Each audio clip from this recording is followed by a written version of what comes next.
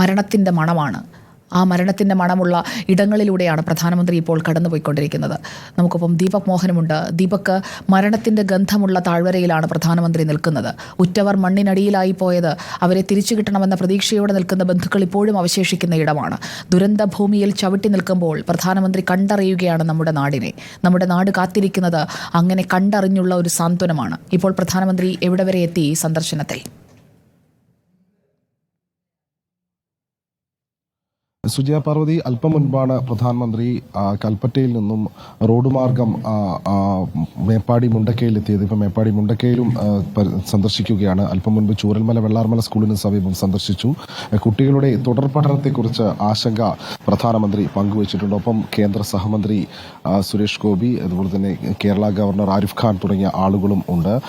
ഇനി അല്പസമയം കൂടി മുണ്ടക്കയും സന്ദർശിച്ചതിന് ശേഷമായിരിക്കും ഡോക്ടർ മൂപ്പൻസ് മെഡിക്കൽ കോളേജിൽ ആശുപത്രിയിൽ രോഗികളെ, അതായത് ഈ ദുരന്തത്തിൽ പരിക്കേറ്റ ആളുകളെ സന്ദർശിക്കാനായി അദ്ദേഹം പോകുക. അതിനുശേഷം തിരികെ കൽപ്പറ്റ കളക്ടറേറ്റ് ഓഫീസിലെത്തിയതിനു ശേഷം മന്ത്രിമാരുമായി അവലോകന യോഗമുണ്ട്. ഈ വീഡിയോ കണ്ടതിന് ശേഷമായിരിക്കും കൂടുതൽ കാര്യങ്ങൾ അദ്ദേഹം പറയുക. ഏതായാലും ഇപ്പോൾ രാവിലെ ഹെലികോപ്റ്ററിൽ ഇവിടെ എത്തിയ അദ്ദേഹം ഹെലികോപ്റ്ററിൽ നിന്ന് ഈ കൽപ്പറ്റയിലൂടെ മേപ്പാടിയിലെത്തി. മേപ്പാടി ദുരന്തഭൂമിയായ മുണ്ടക്കയും പുഞ്ചിരിമട്ടവും തൊട്ടടുത്തുള്ള ചൂരൽമലയിലെ വെള്ളാർമല ഹൈസ്കൂളിന് സമീപമുള്ള പ്രദേശങ്ങളിലെല്ലാം തന്നെ അദ്ദേഹം സന്ദർശനം നടത്തിയിട്ടുണ്ട്. അതിനുശേഷമായിരിക്കും ഇങ്ങോട്ടേക്ക് എത്തുക. സുജയ.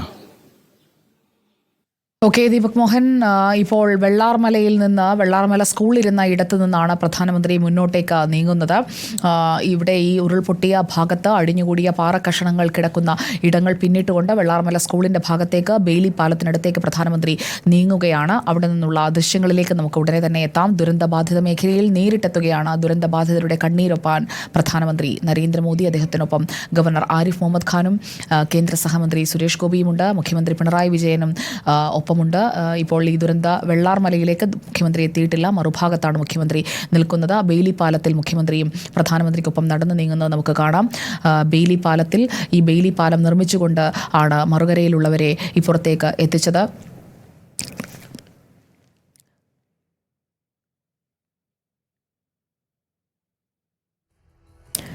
ബെയിലി പാലത്തിൻ്റെ ഇരുഭാഗങ്ങളിലുമുള്ള ദൃശ്യങ്ങൾ നമുക്ക് കാണാം. അവിടെയും അദ്ദേഹത്തിന് കാര്യങ്ങൾ വിശദീകരിച്ചു കൊടുക്കുകയാണ്. ആ മൺകൂനകൾ കിടക്കുന്ന ഇടങ്ങളൊക്കെ മണ്ണുമാന്തി യന്ത്രങ്ങൾ അവിടെ മണ്ണെടുത്ത ഇടങ്ങളാണ്. തകർന്നു കിടക്കുന്ന ചൂരൽമല ടൗണിൻ്റെ മറുഭാഗത്തുള്ള ദൃശ്യങ്ങൾ നമുക്ക് കാണാം. അവിടെ ഉണ്ടായിരുന്ന കെട്ടിടങ്ങൾ, ഇത് ചൂരൽമല ടൗൺ ഭാഗമാണ്.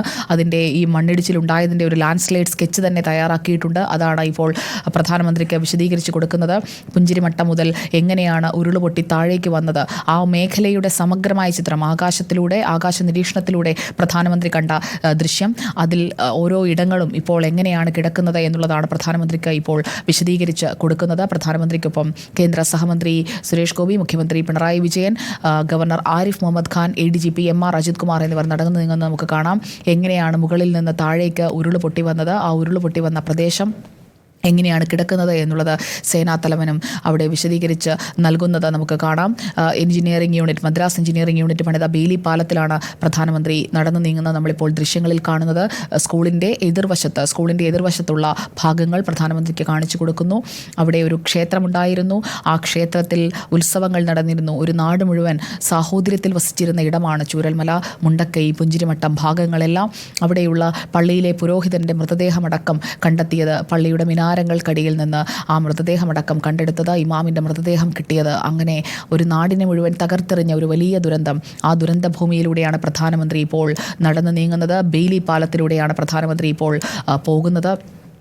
നേരത്തെ സേനാ വിഭാഗങ്ങളൊക്കെ ബെയിലി പാലത്തിൻ്റെ ചൂരൽമല ടൗണിനോട് ചേർന്നുള്ള ഭാഗത്ത് വെച്ചാണ് പ്രധാനമന്ത്രിയെ കണ്ടത്. അവരോട് സംസാരിച്ചു. തുടർന്ന് ബെയിലി പാലത്തിലൂടെ മറുകരയിലേക്ക് നീങ്ങി ആ ഭാഗത്തുണ്ടായ നാശനഷ്ടങ്ങൾ പൂർണ്ണമായും വിലയിരുത്തുകയാണ് പ്രധാനമന്ത്രി നരേന്ദ്രമോദി. വീടുകൾക്ക് മുകളിലേക്ക്, അവിടെയുണ്ടായിരുന്ന കെട്ടിടങ്ങൾക്ക് മുകളിലേക്ക് എത്ര ഉയരത്തിൽ ഈ മലവെള്ളപ്പാച്ചിൽ പാഞ്ഞെത്തി എന്നുള്ളത് വിശദീകരിച്ചു കൊടുക്കുകയാണ് പ്രധാനമന്ത്രി നരേന്ദ്രമോദിക്ക്. അതുവഴിയൊക്കെ മനുഷ്യർ ഒഴുകിപ്പോയ ഇടമാണ്. അതുവഴിയൊക്കെ ചാലിയാറിലേക്ക് മനുഷ്യർ ഒഴുകിപ്പോയി പതിച്ച പുന്നപ്പുഴയുടെ ഭാഗങ്ങളാണ്. അങ്ങോട്ടേക്ക് എസ്റ്റേറ്റിൻ്റെ ഭാഗത്തേക്കും പ്രധാനമന്ത്രി കൈ ചൂണ്ടി സംസാരിക്കുന്നത് നമുക്ക് കാണാം. ബെയിലി പാലത്തിൽ നിന്നുകൊണ്ട് ചൂരൽമല ഭാഗത്തേക്ക്, അതോടൊപ്പം തന്നെ മുണ്ടക്കൈ ഭാഗത്തേക്ക് ഉണ്ടായ നാശനഷ്ടങ്ങളുടെ ഒരു വീക്ഷണം സാധ്യമാണ്. അതാണ് പ്രധാനമന്ത്രി ഇപ്പോൾ ചെയ്തുകൊണ്ടിരിക്കുന്നത്. ബെയിലി പാലത്തിൽ നിന്നുള്ള ദൃശ്യങ്ങളാണ് നമ്മളിപ്പോൾ കണ്ടുകൊണ്ടിരിക്കുന്നത്. വിവിധ സേനാ വിഭാഗങ്ങൾ, NDRF ടീമുകൾ അവരെല്ലാം ബെയിലി പാലത്തിൻ്റെ മറുകരയിലാണ് നിലയുറപ്പിച്ചിരിക്കുന്നത്. ഉരുൾപൊട്ടിയ ഇടം, അവിടെയുണ്ടായ ആഘാതം അത് എത്രമാത്രമാണ് എന്ന് പ്രധാനമന്ത്രിക്ക് വിശദീകരിച്ചു കൊടുക്കുന്നതിൻ്റെ ദൃശ്യങ്ങളാണ് നമ്മൾ കണ്ടുകൊണ്ടിരിക്കുന്നത്.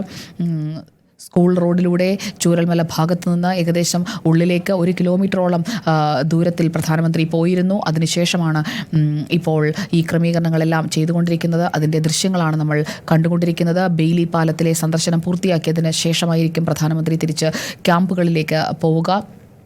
25 മിനിറ്റ് സമയമാണ് ചൂരൽമലയിൽ ഉണ്ടാവുക എന്ന് പറഞ്ഞെങ്കിലും കൂടുതൽ സമയം പ്രധാനമന്ത്രി അവിടെ ചെലവഴിച്ചു. ഇനിയിപ്പോൾ മുണ്ടക്കൈ ഭാഗത്തേക്ക് അവിടെയുള്ള നാശനഷ്ടങ്ങളൊക്കെ പ്രധാനമന്ത്രി നോക്കിക്കാണുന്നുണ്ട്. കഴിഞ്ഞ 11 ദിവസം മുൻപ് ഈ പ്രദേശത്തുണ്ടായത് എത്ര വലിയ ദുരിതമാണ് എന്ന് പ്രധാനമന്ത്രി നേരിട്ട് ബോധ്യപ്പെടുകയാണ്. അദ്ദേഹത്തിൻ്റെ ഉള്ളിൽ വയ്ക്കുന്ന കാഴ്ചകളാണ് അദ്ദേഹത്തിൻ്റെ മുന്നിലേക്ക് കഴിഞ്ഞ ദിവസങ്ങളിൽ രക്ഷാപ്രവർത്തന വേളയിൽ, സൈന്യത്തിൻ്റെ രക്ഷാപ്രവർത്തന വേളയിലൊക്കെ അദ്ദേഹം കണ്ടുകൊണ്ടേയിരുന്നത് ആ ദൃശ്യങ്ങളാണ്.